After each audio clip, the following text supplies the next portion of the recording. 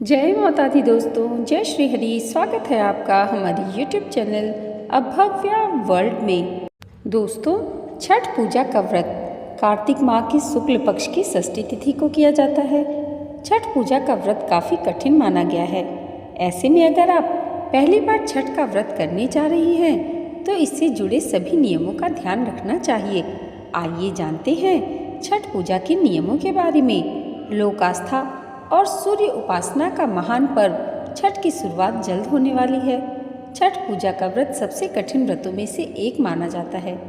इस व्रत में महिलाएं पूरे 36 घंटे तक निर्जला उपवास करती हैं। यह व्रत विशेष रूप से उत्तर भारत और बिहार में किया जाता है। इस व्रत में भगवान सूर्य और छठ मैया की पूजा की जाती है। इस व्रत में 2 बार सूर्य को अर्घ्य दिया जाता है, जिसमें पहले ढलते सूर्य को और अगले दिन उगते सूर्य को अर्घ्य देने के बाद ही व्रत पूरा होता है। छठ का महाव्रत खास तौर पर संतान के लिए खुशहाली के लिए किया जाता है।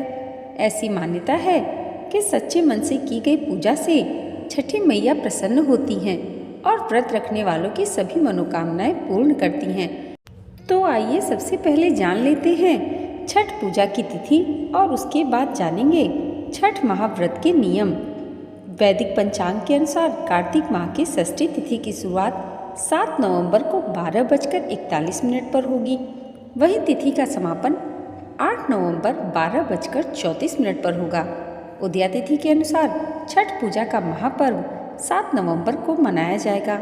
वैसे तो छठ महाव्रत की शुरुआत नहाय खाए से होती है, जिसके अनुसार छठ पूजा का पहला दिन नहाय खाए 5 नवंबर 2024 को होगा।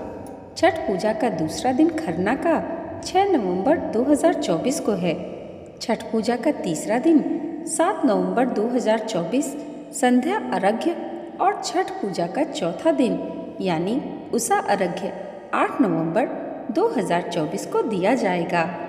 अगर छठ महाव्रत के नियम की बात की जाए तो छठ पूजा का पर्व नहाय खाए के साथ शुरू होता है।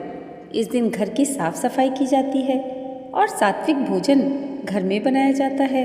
नहाय खाए से ही घर में लहसुन और प्याज का प्रयोग नहीं किया जाता है, इसलिए छठ के पहले दिन से घर में तामसिक भोजन और प्याज लहसुन का इस्तेमाल बंद कर देना चाहिए। छठ पर्व के दौरान प्रसाद बनाया जाता है, इसके लिए नए चूल्हे का इस्तेमाल ही करना चाहिए। अगर आप गैस का प्रयोग कर रहे हैं तो नए स्टोव को लेकर आएं। बता दें कि छठ पर्व में इस्तेमाल किए गए चूल्हे को दोबारा इस्तेमाल नहीं किया जाता है। छठ पूजा के दौरान साफ सफाई का ध्यान रखना बहुत आवश्यक है। छठ पूजा के दौरान इस्तेमाल की जाने वाली सभी सामग्री की सफाई का ध्यान रखें।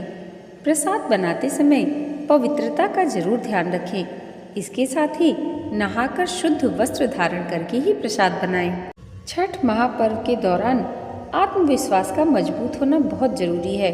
इसके अलावा अपने ऊपर नकारात्मक ऊर्जा को हावी न होने दें। ऐसे में न गुस्सा करें, न ही किसी को भला बुरा कहें। 4 दिनों की छठ पूजा का व्रत रखने वाले व्यक्ति को पलंग या तख्त पर सोने की मनाही होती है।